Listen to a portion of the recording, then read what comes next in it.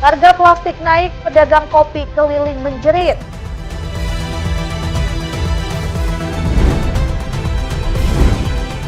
Istana untuk anak sekolah bisa daftar tanpa proses seleksi.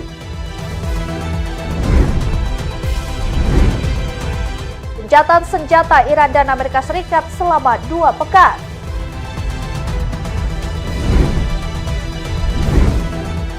Halo pemirsa setia Berita Nasional TV, senang sekali Berita Nasional Petang kembali hadir menyapa Anda. Selain 3 berita utama tadi, akan ada informasi lainnya yang akan kami sajikan untuk Anda. Sama saya, Ajeng Tiara.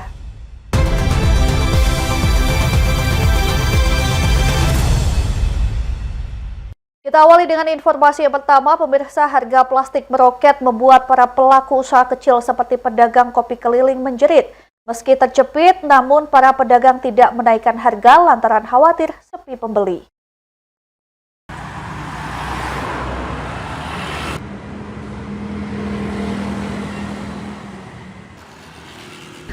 Dampak kenaikan harga plastik hingga 50% sejak awal April 2026 mulai dirasakan para pedagang kopi keliling di kawasan Puri Kembangan, Jakarta Barat. Para pedagang berjualan di sepanjang wilayah ini mengaku mengalami penurunan keuntungan akibat lonjakan harga bahan pendukung, terutama plastik sekali pakai seperti sedotan, gelas plastik, cup minuman, dan tas kresek. Sejumlah pedagang menyebutkan kenaikan harga plastik membuat biaya operasional meningkat signifikan. Meski demikian, mereka memilih tidak menaikkan harga jual kopi demi mempertahankan pelanggan. Saat ini harga kopi tetap dijual Rp5.000 per gelas untuk kopi panas, sementara kopi dengan tambahan es batu dijual Rp8.000 per gelas. Erna, seorang pedagang kopi keliling, mengatakan dirinya tetap mempertahankan harga meski biaya bahan baku meningkat tajam, mengingat jika harga dinaikkan akan berdampak kabutnya pembeli. Bang, mahal banget bang, berasa bener-bener telak banget naiknya. Naik ya? Ibu ya akan naikin dagangan ibu nggak sih bu? Kagak bisa, anak-anak juga kagak naik aja, anak-anak jajan selagu-lagunya emang gajinya kecil. Kecil ya bu ya? Lebih servis. Ibu jual sendiri kopi kayak teh itu berapa bu seplastik? 4.000. 4.000? Teh 3.000. Nggak ibu naikin ibu? Ya kagak, nggak bakalan naik. Terus ntar akhirnya kalau dia mau bungkus ke dalam, belum cupnya, belum plastiknya, belum kreseknya. Ibu nggak rugi bu? Ya kagak, kita bagi-bagi, emang tipis banget. Keuntungannya tipis ya bu ya? Iya. Hal serupa disampaikan Siti. Ia mengaku tidak berani menaikkan harga karena khawatir kehilangan pembeli. Ya, harga masih tetap penjualan, cuman ya mau gimana lagi ya. Ya tempatnya plastik ya mau gimana lagi ya harus beli. Harus beli ya bu? Ya. Di pasaran harga plastik berapa sih bu sekarang? Sekarang plastik ada yang rata-rata sih beda-beda. Ada yang 10, ada yang 12. Yang ini aja. Yang itu ya bu ya? Ibu sebagai pedagang sendiri nggak akan menaikkan harga atau tetap? Nggak menaikkan harga. Nggak menaikkan harga ya bu ya? Para pedagang berharap harga plastik segera kembali normal dan stabil. Akibat kondisi ini, para pelaku usaha kecil seperti pedagang kopi keliling menjadi pihak paling terdampak karena keterbatasan menyesuaikan harga jual di tengah persaingan pasar. Tim Liputan Berita Nasional TV. Informasi selanjutnya, sebuah gudang penyimpanan biji plastik di Jalan Prepedan, Taman Raya Tegal Alur, Kalideres, Jakarta Barat terbakar. Diduga api berasal dari mesin tak terpakai, namun masih terhubung aliran listrik.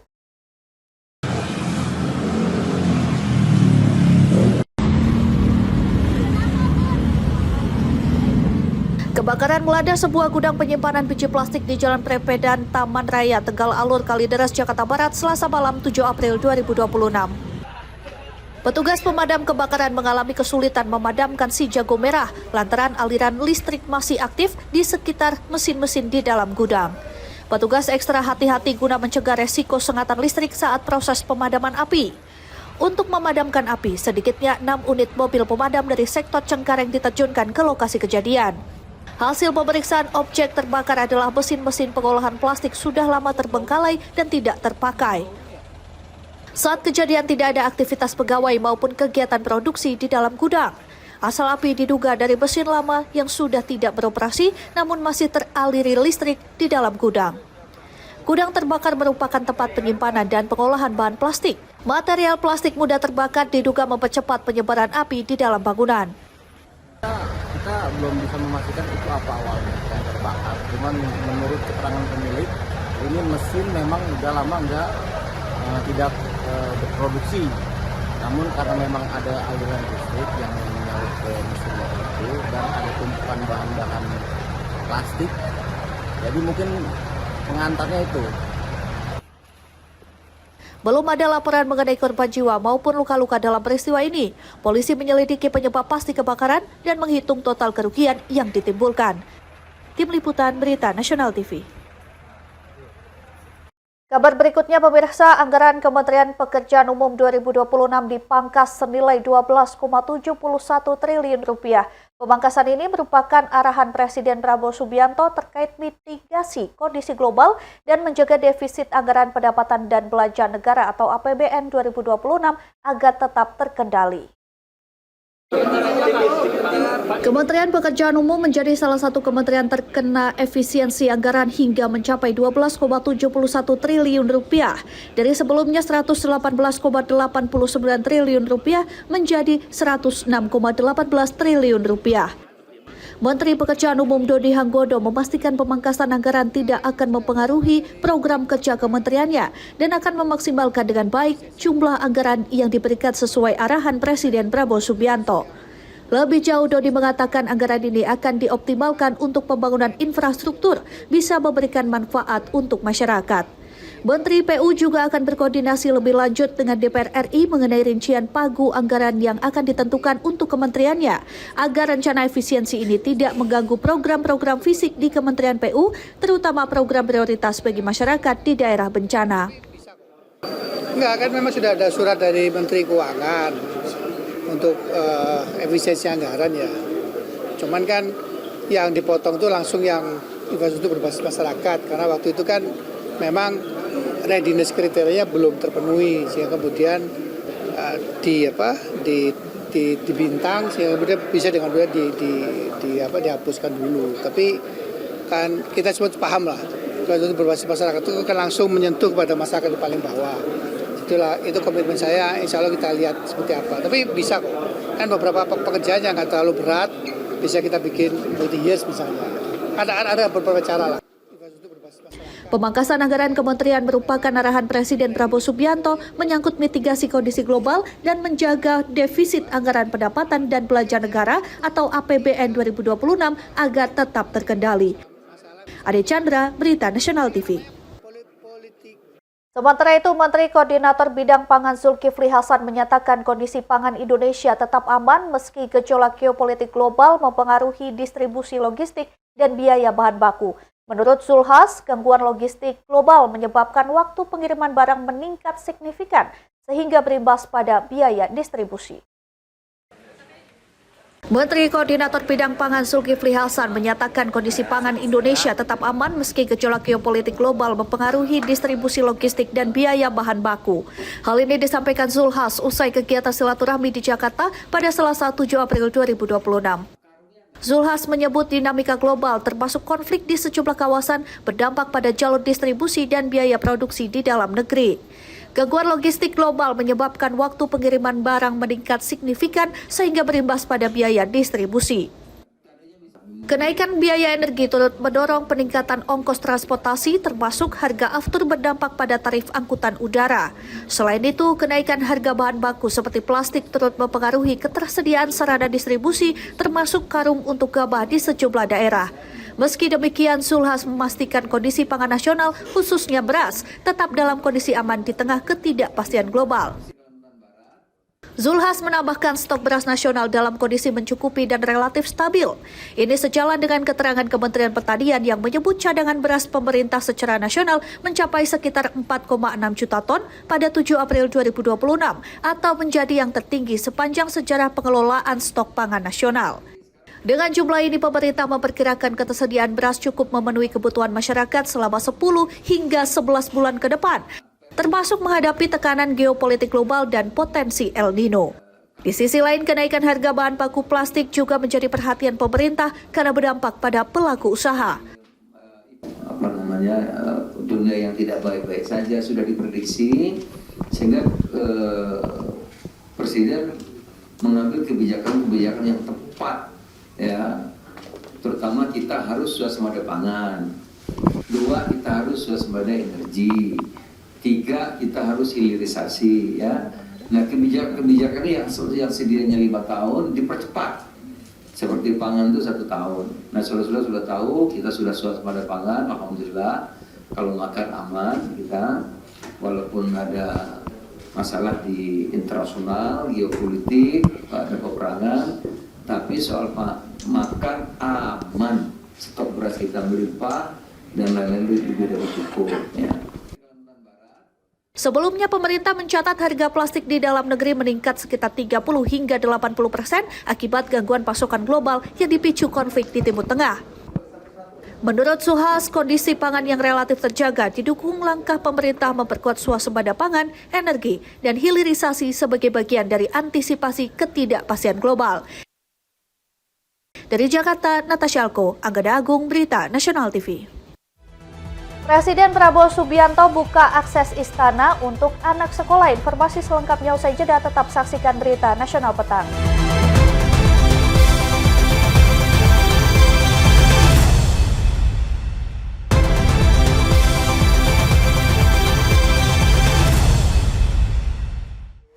Terima kasih Anda masih bersama kami, pemirsa. Presiden Prabowo Subianto membuka akses Istana Kepresidenan bagi anak-anak sekolah melalui program Istana untuk Anak Sekolah. Langkah ini diharapkan mampu menumbuhkan inspirasi serta membangun generasi muda Indonesia yang berkualitas. Satu kata buat tur hari ini.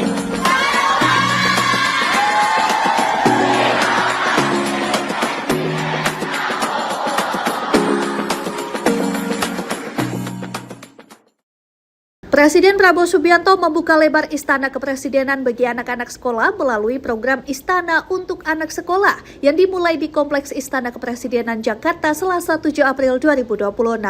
Program ini menjadi bagian dari upaya pemerintah dalam membangun generasi muda Indonesia yang unggul dan berdaya saing. Sekretaris Kabinet Teddy Indra Wijaya menjelaskan, kebijakan ini merupakan wujud komitmen pemerintah dalam penguatan kualitas sumber daya manusia. Berbagai program prioritas telah dijalankan, mulai dari makan bergizi, renovasi sekolah, penyediaan fasilitas pendidikan, hingga peningkatan kesejahteraan guru sebagai bagian dari investasi jangka panjang bagi generasi penerus bangsa. Dalam kegiatan ini, para pelajar diajak berdiskusi, tanya jawab, serta berkeliling istana untuk mengenal sejarah bangsa dan sistem pemerintahan. Mereka juga diperkenalkan pada berbagai ruang penting, termasuk tempat di mana keputusan strategis negara diambil guna menumbuhkan semangat dan cita-cita tinggi bagi masa depan Indonesia.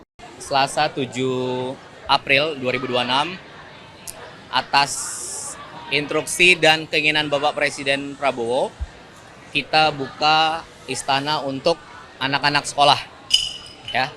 Jadi rekan-rekan ketahui bersama, salah satu program terbesar Bapak Presiden adalah investasi membangun dan membentuk generasi muda. Oke, ada makan bergizi, ada renovasi sekolah, toilet, kita pasang TV digital pembelajaran, kemudian ada sekolah rakyat, sekolah integrasi, sekolah Garuda, ada insentif dan kesejahteraan untuk guru, dan lain sebagainya. Nah, itu hari ini kita buka Istana untuk anak-anak sekolah, untuk generasi penerus bangsa. Program Istana untuk Anak Sekolah akan diperluas ke seluruh Istana Kepresidenan di berbagai daerah dengan melibatkan sekolah dari seluruh Indonesia, termasuk di luar Pulau Jawa.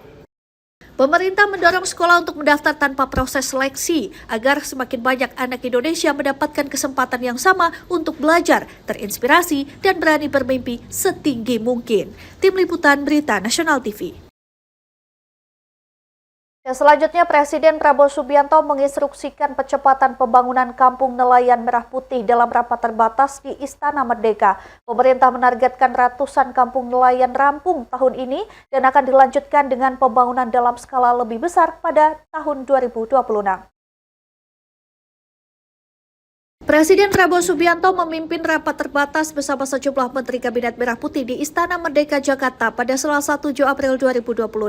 Dalam rapat ini, Presiden menginstruksikan percepatan pembangunan Kampung Nelayan Merah Putih ditargetkan rampung tahun ini. Menteri Kelautan dan Perikanan Sakti Wahyu Trenggono menyebut saat ini pembangunan telah mencapai 100 titik, terdiri dari 65 titik tahap pertama dan 35 titik tahap kedua. Seluruh pembangunan tersebut diperkirakan akan selesai pada akhir bulan Mei 2026. Pemerintah tidak hanya fokus pada pembangunan fisik, namun juga memberikan perhatian pada aspek pengelolaan serta penguatan sumber daya manusia di kampung nelayan.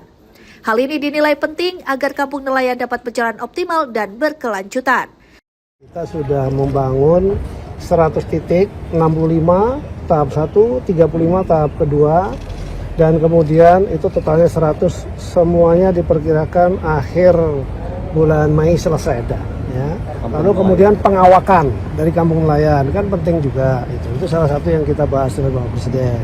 Yang berikutnya yang 1000 berikut di tahun 2026 secara paralel kita akan kerjakan dan fokusnya adalah ke Indonesia Timur. Kedepannya pemerintah menargetkan pembangunan 1000 kampung nelayan tambahan pada tahun 2026 yang akan dilaksanakan secara paralel dengan fokus di wilayah Indonesia Timur. Selain itu, pemerintah juga tengah mengkaji rencana kerjasama pengadaan kapal dengan pemerintah Inggris yang ditargetkan dapat terwujud dalam waktu 2 tahun. Tim Liputan Berita Nasional TV. Pemirsa, pemerintah terus mengebut transformasi dan restrukturisasi BUMN sebagai langkah strategis untuk meningkatkan daya saing dan kinerja perusahaan negara. Berbagai langkah konsolidasi hingga penguatan sektor transportasi pun dipercepat agar manfaatnya segera dirasakan masyarakat. Tahun ini kita harus menyelesaikan seluruh restrukturisasi. Pemerintah terus mempercepat transformasi dan restrukturisasi badan usaha milik negara atau BUMN agar lebih sehat, efisien, dan kompetitif. Hal ini disampaikan Kepala Badan Pengaturan BUMN Doni Oskaria usai mengikuti rapat terbatas yang dipimpin Presiden Prabowo Subianto di Istana Merdeka Jakarta. Pemerintah menargetkan seluruh proses restrukturisasi BUMN bisa selesai tahun ini secara tepat waktu dan menyeluruh secara fundamental. Upaya ini juga diikuti dengan langkah konsolidasi di sektor strategis, termasuk penggabungan sejumlah perusahaan pengelola aset dan pembentukan satu perusahaan logistik nasional dari 15 entitas. Di sektor transportasi, pemerintah mendorong penguatan perkereta apian melalui elektrifikasi jalur di sejumlah rute strategis seperti Jakarta Rangkas, Jakarta Cikampek, dan Jakarta Sukabumi. Langkah ini dilakukan agar perusahaan kereta api menjadi lebih sehat dan mampu memberikan layanan transportasi publik yang lebih baik bagi masyarakat. Tahun ini kita harus menyelesaikan seluruh restrukturisasi BUMN dan diharapkan ini bisa selesai tepat waktu, ya, dan tidak hanya tepat waktu, tetapi juga secara fundamental selesai. Dan insya Allah tadi juga ada tanya mengenai WUS juga ya, WUS juga akan segera selesai dengan Pak Menkyu. Mungkin insya Allah dalam minggu depan saya dan Pak Menkyu atau minggu depan atau 2 minggu lagi akan ketemu dengan wartawan juga, dengan teman-teman wartawan dengan Pak Menkyu untuk menyampaikan penyelesaian dari WUS yang sudah selesai, sudah final ya. Nah, ini nanti akan kita sampaikan. Yang lainnya tentu saja Pak Presiden berharap bahwa pengelolaan BUMN ke depan semakin baik. Selain itu, pemerintah juga menyelesaikan tahap akhir restrukturisasi utang kereta cepat Jakarta-Bandung atau WUSH yang akan segera diformalkan. Di tengah dinamika global, termasuk konflik di Timur Tengah, kinerja BUMN dinilai tetap stabil dan transformasi yang dilakukan diharapkan memberikan manfaat nyata bagi masyarakat. Tim Liputan Berita Nasional TV. Dengan kita mergerkan menjadi satu. Ya, kabar berikutnya, Badan Pengaturan Badan Usaha Milik Negara atau BPBUMN mempercepat konsolidasi 15 BUMN sektor logistik menjadi satu badan usaha. Proses konsolidasi ini merupakan bagian dari transformasi bisnis, memperkuat daya saing BUMN. Badan Pengaturan Badan Usaha Milik Negara atau BPBUMN mempercepat konsolidasi 15 BUMN sektor logistik menjadi satu badan usaha ditargetkan rampung dalam 1 bulan ke depan. Kepala Badan Pengaturan BUMN Doni Oskaria mengatakan proses konsolidasi ini merupakan bagian dari transformasi bisnis BUMN, diharapkan mampu memperkuat daya saing BUMN pada Selasa 7 April 2026. Selain itu, Doni Oskaria berharap transformasi bisa membuat manfaat BUMN logistik semakin dirasakan masyarakat Indonesia. Sebelumnya, Kepala Badan Pengaturan BUMN menyatakan PT Pos Indonesia diharapkan menjadi perusahaan jangkar dalam konsolidasi. Perusahaan ini nantinya akan membawahi anak usaha BUMN di ekosistem logistik seperti PT Semen Indonesia Logistik, PT Pupuk Indonesia Logistik, dan PT KAI Logistik. Lebih jauh, Doni menerangkan proses konsolidasi merupakan bagian dari restrukturisasi BUMN ditargetkan rampung tahun ini. Konsolidasi ini bisa mengoptimalkan kemampuan bisnis BUMN serta menciptakan proses bisnis lebih efektif dan efisien. Ya, kita akan mengkonsolidasikan 15, sudah mulai prosesnya. Insya Allah juga dalam 1 bulan ini akan selesai, akan kita announce 15 perusahaan menjadi satu perusahaan logistik nasional kita. Nah ini kita lapangkan satu persatu dan insya Allah mudah-mudahan semakin cepat proses transformasi BUMN dan semakin dirasakan manfaatnya oleh masyarakat Indonesia.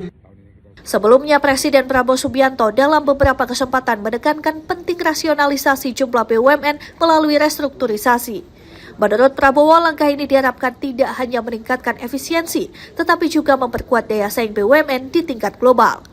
Prabowo menilai efektivitas restrukturisasi ini telah terbukti ketika pemerintah mendirikan Badan Pengelola Investasi atau BPI Danantara pada Februari 2025. Berhasil mencatat return on asset atau ROA sebesar 300% pada tahun pertamanya.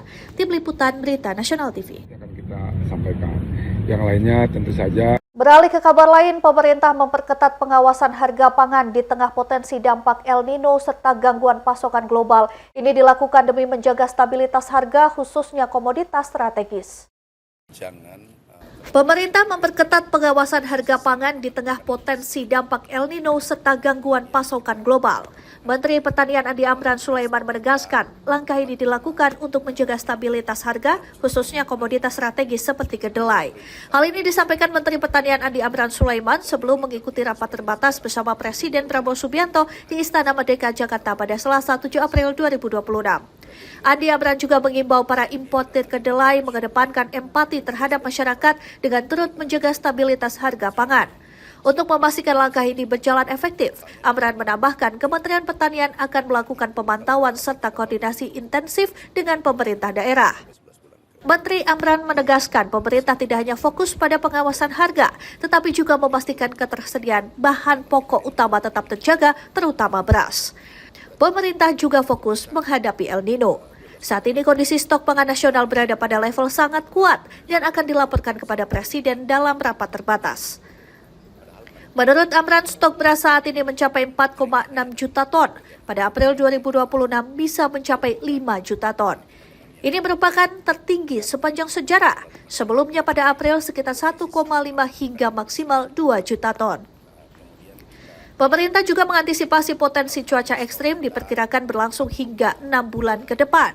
Dengan proyeksi kebutuhan selama musim kemarau, pemerintah optimistis ketahanan pangan nasional tetap terjaga. Yang dikatakan standing crop yang tanaman sekarang yang siap panen itu 11 juta ton. Totalnya 28 juta ton. Nah itu kalau 28 juta ton itu cukup untuk 10,7 bulan sampai 11 bulan ke depan.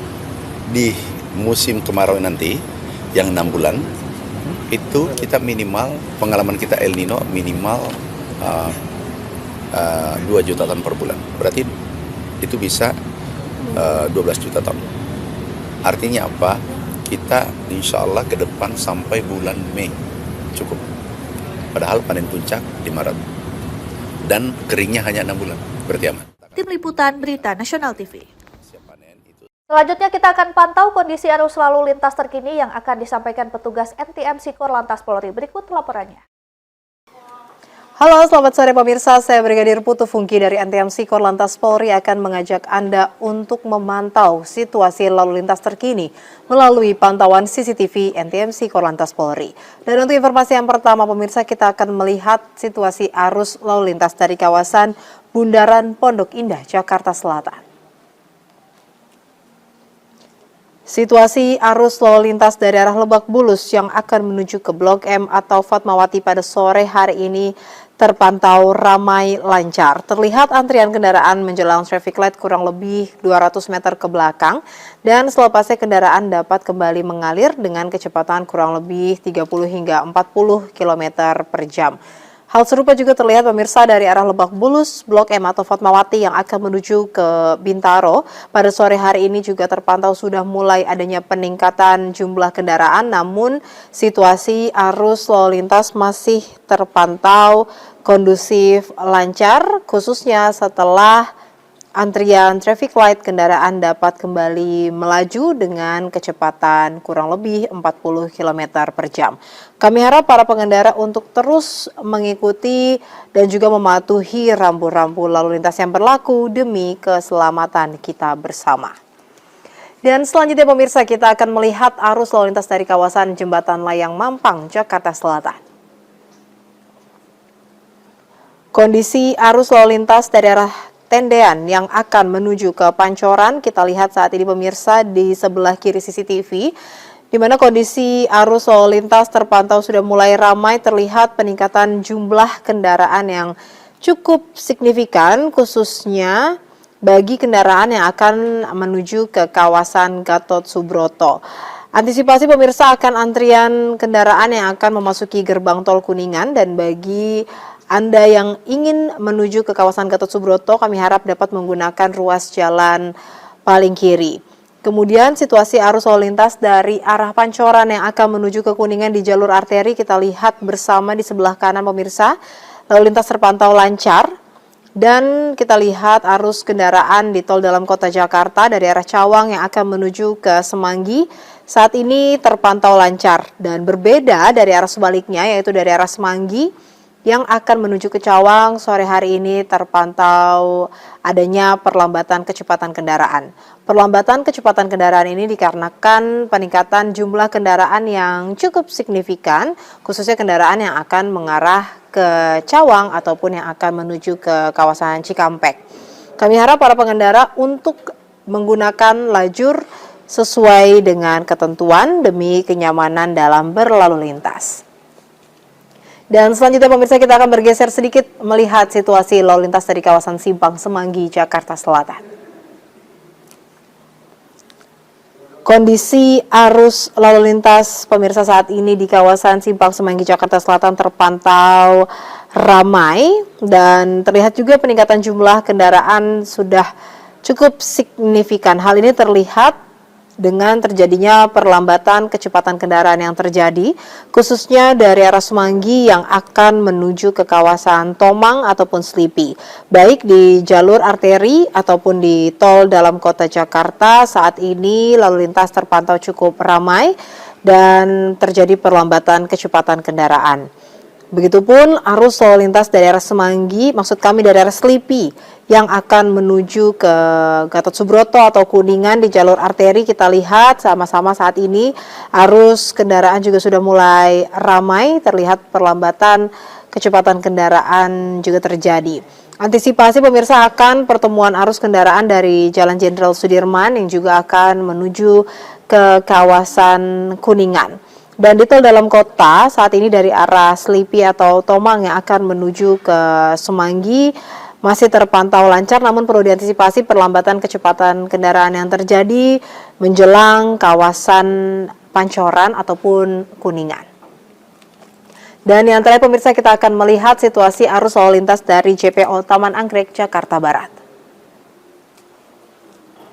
Situasi lalu lintas dari Slipi yang akan menuju ke Grogol di jalur arteri saat ini terpantau lancar. Begitupun di tol dalam kota Jakarta pemirsa dari arah Slipi yang akan menuju ke tol Bandara Profesor Sudiatmo, arus lalu lintas terpantau lancar kembali setelah tadinya ada perlambatan kecepatan kendaraan yang terjadi menjelang kawasan Tomang. Kemudian lalu lintas dari tol Bandara Profesor Sudiatmo yang akan menuju ke tol dalam kota Jakarta saat ini terpantau lancar, belum terlihat peningkatan jumlah kendaraan yang signifikan. Kemudian lalu lintas dari Jakarta yang akan menuju ke Tangerang dapat kita lihat di sebelah kiri CCTV pemirsa, arus kendaraan terpantau lancar. Namun perlu diantisipasi akan perlambatan kecepatan kendaraan yang terjadi dikarenakan banyaknya kendaraan besar yang melintas di kawasan ini menuju ke kawasan Tangerang. Kami harap para pengendara untuk tetap menjaga laju kecepatan kendaraan Anda dan juga antisipasi akan wilayah ataupun kawasan yang saat ini sedang diguyur hujan dengan mengurangi laju kecepatan kendaraan Anda. Dan pemirsa selalu berhati-hati dalam berkendara dan juga waspada terhadap cuaca yang tidak menentu. Selanjutnya bagi Anda yang ingin mendapatkan informasi terkait kondisi arus lalu lintas terkini, Anda dapat menghubungi call center NTMC Korlantas Polri di 1500669 atau melalui SMS di 9119. Stop pelanggaran, stop kecelakaan, keselamatan untuk kemanusiaan, dan salam presisi. Demikian saya Brigadir Putu Fungki melaporkan, semoga bermanfaat dan tetap hati-hati di jalan. Pemirsa, usai jeda kami akan hadirkan informasi terkait gencatan senjata Iran dan Amerika Serikat. Tetaplah bersama kami di Berita Nasional Petang.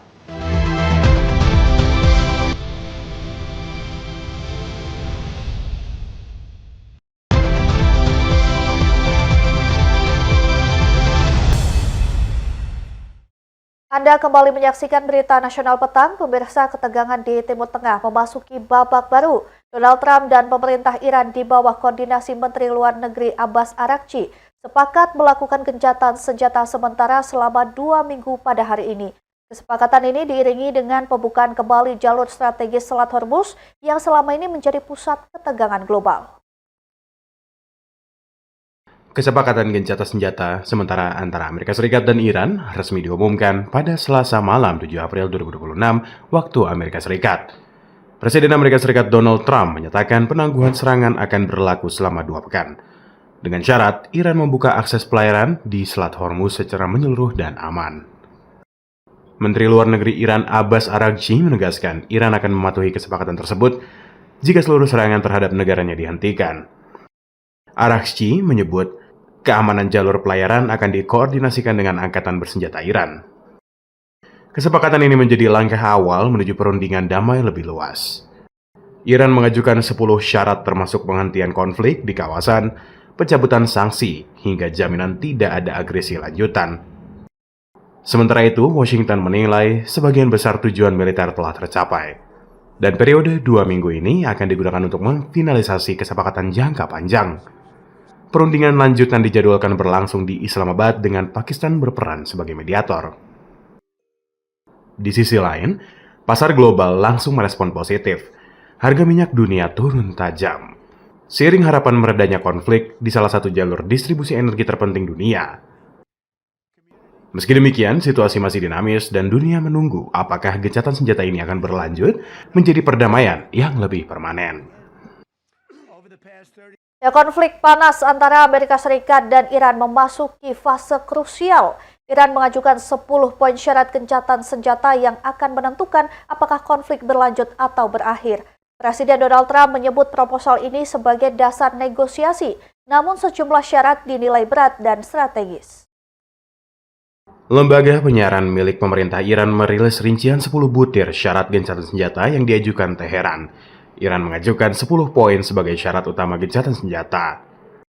Langkah ini menjadi penentu arah konflik di Timur Tengah. 3 poin awal menegaskan penghentian total perang, bukan hanya terhadap negaranya, tapi juga pengakhiran konflik di seluruh kawasan, termasuk Irak, Lebanon, dan Yaman secara menyeluruh dan permanen. Iran juga menuntut pembukaan kembali Selat Hormuz, serta pembentukan protokol untuk menjamin keamanan dan kebebasan navigasi.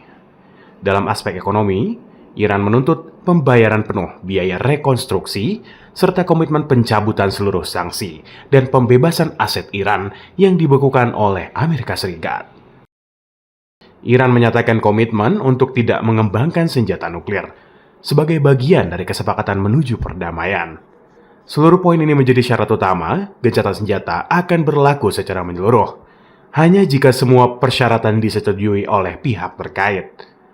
Dengan waktu hanya 2 pekan, negosiasi ini menjadi momen kritis. Apakah konflik akan mereda atau justru memicu eskalasi lebih besar? Dunia kini menahan napas dan menanti kelanjutannya.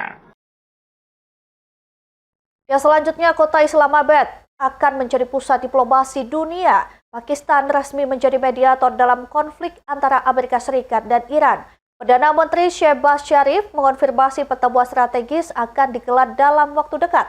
Lalu sejauh mana peluang perdamaian akan tercapai? एक तरफ हम अपने कौमी मफादात के तहफ़्फ़ुज़ और आवाम को आलमी मंडियों में Kota Islamabad bersiap menjadi titik penting negosiasi internasional. Pertemuan akan mempertemukan delegasi Amerika Serikat dan Iran dalam upaya meredakan ketegangan. Perdana Menteri Pakistan Shehbaz Sharif menyatakan kesiapan Pakistan menjadi penengah utama. Pengumuman disampaikan melalui platform X. Pertemuan strategis dijadwalkan berlangsung hari Jumat mendatang. Langkah ini menjadi upaya nyata menuju stabilitas kawasan. Partisipasi penuh kedua pihak diharapkan mampu meredam gejolak konflik yang berlangsung dalam beberapa pekan terakhir. Upaya mediasi ini menjadi sinyal positif atas keinginan bersama untuk menghentikan kontak senjata. Shehbaz Sharif menegaskan kesiapan memfasilitasi dialog tingkat tinggi melibatkan pejabat teras Amerika Serikat dan Iran. Fokus utama pertemuan ini adalah mencari solusi permanen, bukan sekedar kesepakatan sementara. Pakistan menilai ada kemauan politik kuat dari kedua negara untuk mengakhiri konfrontasi dan dunia menantikan hasil negosiasi krusial ini. Pemirsa, jangan kemana-mana, kami akan kembali usai jeda dengan informasi upaya pemakzulan Trump. Berita Nasional Petang akan segera kembali.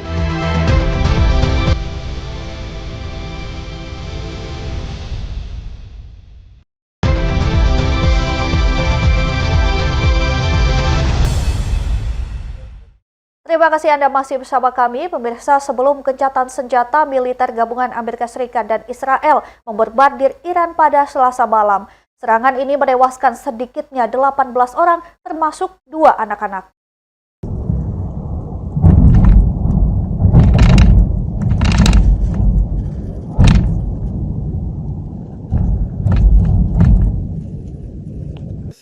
Amerika Serikat dan Israel kembali membombardir permukiman di Provinsi Al-Borz di dekat ibu kota Teheran, Iran pada Selasa malam 7 April 2026. Peradilan Mizan Online dan kantor berita Fars melaporkan, Wakil Gubernur Provinsi Al-Borz mengungkapkan pengeboman ini menyebabkan sejumlah titik di Provinsi Al-Borz hancur, menyebabkan 18 orang tewas, termasuk 2 anak-anak. Selain itu, 24 orang terluka dalam serangan. Dilansir AFP, pemerintah Iran belum merilis pembaruan jumlah total korban perang dalam beberapa hari terakhir. Kantor berita aktivis hak asasi manusia atau HRANA berbasis di Amerika Serikat menerangkan pada Senin, 6 April 2026. Sedikitnya 3.597 orang tewas sejak perang ini pecah. Dengan rincian, 1.665 warga sipil, sedikitnya 248 anak-anak, serta 1.221 personel militer dan 711 korban berstatus belum diklasifikasikan. Kabar berikutnya, perang Iran menempatkan sekutu-sekutu Amerika Serikat di Eropa, Asia, dan Timur Tengah menolak membantunya. Mereka menilai Amerika Serikat bukan lagi mitra yang bisa diandalkan. Perang Iran menempatkan sekutu-sekutu Amerika Serikat di Eropa, Asia, dan Timur Tengah dalam dilema. Mereka menilai Amerika Serikat bertindak dengan cara tidak menentu menyebabkan kesulitan dan ketidakpastian. Wall Street Journal, Senin 6 April 2026 memberitakan konflik Timur Tengah menguras perekonomian, guncangan lebih besar jika Selat Hormuz tetap tertutup. Kondisi ini memperdalam krisis energi global. Negara sekutu makin dilema karena tidak bisa berpaling dan menilai belum ada negara lain yang bisa menggantikan kekuatan militer dan ekonomi Amerika Serikat dalam waktu dekat. Anggota parlemen partai berkuasa di Jerman, Rodrich Kiesewetter, mengatakan Amerika Serikat tidak bisa diprediksi dan menyebut Amerika Serikat bukan lagi mitra yang bisa diandalkan bagi dunia barat. Dilema juga dirasakan mitra dan sekutu Amerika Serikat di Teluk Persia. Kota-kota mereka hampir setiap hari menjadi sasaran serangan rudal dan drone Iran atas perang yang tidak mereka mulai. Para pejabat negara-negara Teluk semakin frustrasi dengan Trump. Namun, mereka tahu hanya Washington yang bisa menyediakan senjata penting, khususnya pertahanan udara dan menawarkan perlindungan dari upaya Iran di masa depan untuk mendominasi kawasan. Hal serupa juga dirasakan di Asia. Korea Selatan menghadapi ancaman dari Korea Utara dan Cina. Korea Selatan cemas saat Amerika Serikat mengalihkan sumber daya pertahanan udara ke Timur Tengah. Sikap Trump berubah-ubah membuat kecewa para pemimpin asing yang mencoba mendekati. Hal ini menjelaskan mengapa tidak ada sekutu Amerika Serikat di Eropa atau Asia yang menuruti tuntutan Trump untuk bergabung menghadapi militer di Iran. Mereka tidak mengerahkan pasukan membuka kembali Selat Hormuz, jalur perdagangan vital dunia. Perang ini merupakan konflik besar pertama dalam 1 abad yang dilancarkan Amerika Serikat tanpa sekutunya. Ya pemirsa, apakah Presiden Amerika Serikat sedang menjabat bisa secara sah dicopot dari jabatannya atau dimaksudkan amandemen ke-25 dalam Konstitusi Amerika Serikat memberikan jalan bagi seorang presiden untuk digulingkan dalam keadaan luar biasa oleh tim kepemimpinannya. Pembicaraan penggunaan amandemen ini muncul sebagai tanggapan terhadap penanganan Presiden Donald Trump terhadap perang dengan Iran. Sejumlah anggota parlemen bisa menggunakan amandemen ke-25 Konstitusi Amerika Serikat sebagai upaya menggulingkan Presiden Donald Trump dari jabatannya. Hal ini muncul saat ancaman Trump menyerang infrastruktur sipil di Iran akan menjadi kejahatan perang menurut hukum internasional. Al Jazeera Selasa 7 April 2026 memberitakan amandemen ke-25 disahkan Kongres pada 1965 dan diratifikasi penuh tahun 1967. Amandemen ke-25 mengatur suksesi presiden dan ketidakmampuan presiden. Kondisi ini diadopsi sebagai tanggapan atas pembunuhan Presiden John F. Kennedy pada tahun 1963. Amandemen terbagi menjadi 4 bagian. Bagian 4 secara khusus membahas situasi ketika seorang presiden tidak mampu menjalankan tugas tetapi tidak mengundurkan diri secara sukarela. Berdasarkan pasal 4, bisa memakzulkan Trump dari jabatannya. Wakil presiden sedang menjabat dan mayoritas anggota kabinet perlu menyatakan Trump tidak mampu menjalankan tugas sebagai presiden dan kemudian mencopotnya dari jabatan. Tujuannya memastikan transfer kekuasaan eksekutif secara cepat, tertib, dan demokratis agar Amerika Serikat memiliki presiden dan wakil presiden berfungsi secara terus-menerus. Sebelumnya, pada 2021, ada seruan pemecatan Trump berdasarkan amandemen ke-25 di masa jabatan pertamanya sebagai Presiden Amerika Serikat. Seruan ini mencuat karena Trump gagal mengecam para pendukungnya yang menyerbu gedung Capitol Amerika Serikat. Serangan dilakukan pendukung Trump bersenjata pada Rabu 6 Januari 2021, menewaskan 4 orang. Peristiwa ini terjadi ketika Dewan Perwakilan Rakyat dan Senat bersidang mengesahkan hasil pemilihan presiden 2 minggu sebelum Presiden terpilih Joe Biden dilantik pada 20 Januari 2021. Ya pemirsa, usai jeda kami akan mengajak Anda melihat Maroko, perpaduan Arab hingga Eropa. Tetaplah bersama kami di Berita Nasional Petang.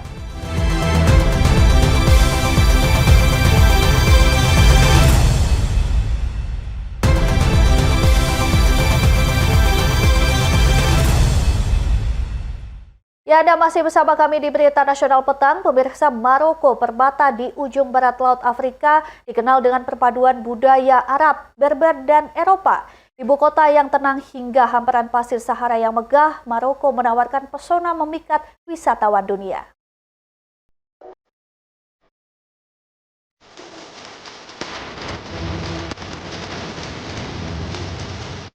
Perjalanan dimulai dari Rabat. Ibu kota Maroko terletak di tepi Samudra Atlantik. Kota ini memadukan modernitas dan sejarah sangat harmonis. Benteng Kasbah des Odayas berwarna putih biru menara Hasan menjadi simbol abad ke-12 dan Museum Muhammad V yang megah menjadi daya tarik utama. Di sisi pantainya wisatawan bisa menikmati udara laut yang segar sembari menyaksikan gulungan ombak yang menawan.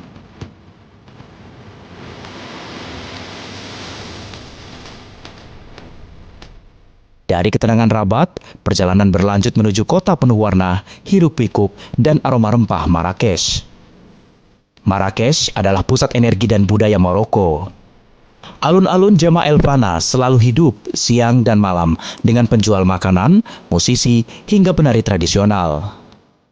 Di balik keindahannya, Marrakesh menawarkan labirin toko menjual beragam kain, kerajinan tangan, hingga rempah-rempah. Di Marrakesh, Anda bisa melihat Istana Bahia yang memamerkan kemegahan arsitektur Maroko abad ke-19.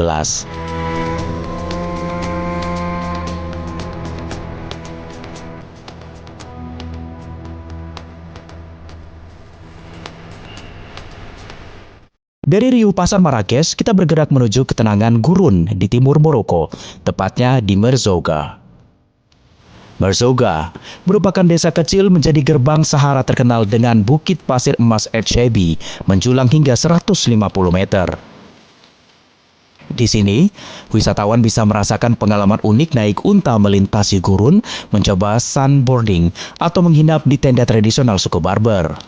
Dan yang menarik, saat malam tiba, langit dipenuhi jutaan bintang, menciptakan pemandangan yang sulit dilupakan.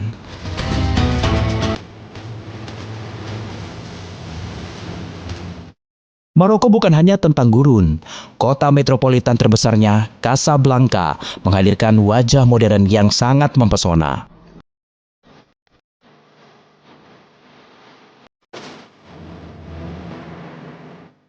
Casablanca adalah pusat bisnis dan ekonomi Maroko.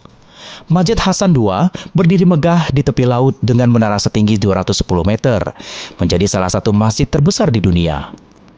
Selain itu, kawasan Corniche juga menawarkan pemandangan laut dan deretan kafe modern. Di sisi lain, peninggalan arsitektur kolonial Prancis memberi nuansa sejarah yang elegan di tengah kemajuan kota. Dari pusat kota yang sibuk, perjalanan berlanjut ke selatan menuju Agadir, surga pantai di tepi Atlantik. Agadir dikenal dengan panjang garis pantai yang panjang dan hangat pasir keemasan sepanjang tahun.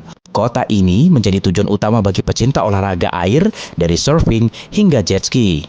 Yang menarik dari puncak kasbah Agadir Ouvela, panorama kota dan laut terbentang luas.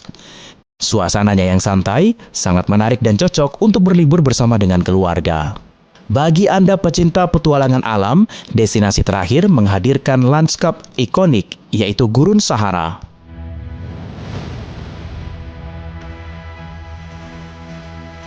Gurun Sahara di Maroko adalah salah satu pemandangan alam terluas dan terindah di dunia. Di sini, wisatawan bisa menyaksikan matahari terbit dan terbenam di atas lautan pasir. Bagi Anda yang suka tantangan, di Gurun Sahara ini bisa berpetualang dan berkemah di bawah langit malam bertabur bintang. Keheningan gurun memberi kesan damai dan pengalaman spiritual yang mendalam. Dari sejarah dan budaya yang kaya hingga keajaiban alam yang memukau, Maroko adalah destinasi memanjakan setiap indera. Sebuah negeri menyimpan 1000 cerita, siap menanti siapa saja yang ingin menjelajahinya. Tim Liputan, Berita Nasional TV. Selanjutnya ada kabar dari grup K-pop BTS yang menorehkan prestasi besar di industri musik dunia. Album terbaru mereka bertajuk Arirang langsung debut di posisi teratas Billboard 200 dan menjadi pencapaian nomor 1 ke-7 bagi BTS.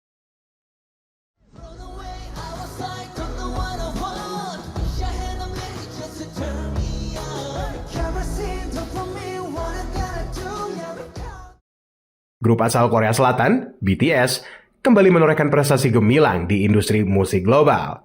Album terbaru mereka bertajuk Arirang berhasil debut di posisi pertama tangga lagu Billboard 200.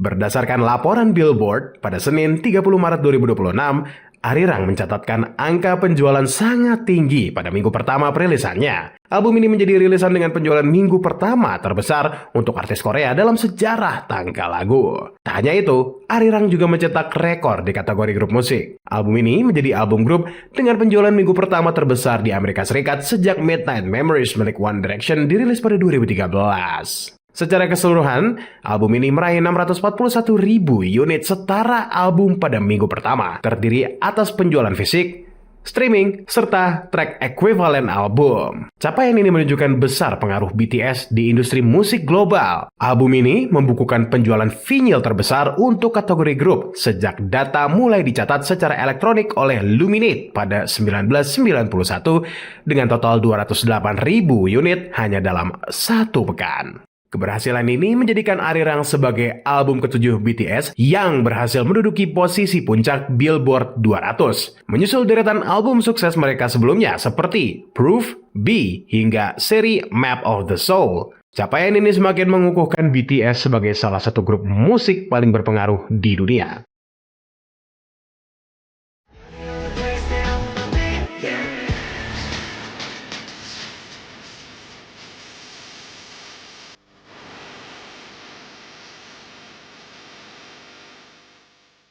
Informasi tadi sekaligus mengakhiri jumpa kita pada petang kali ini. Demikian berita nasional petang telah menemani Anda. Jangan lupa saksikan berita nasional malam pada pukul 21 waktu Indonesia Barat. Saya Jentira beserta pria bertugas pamit undur diri. Terima kasih dan sampai jumpa.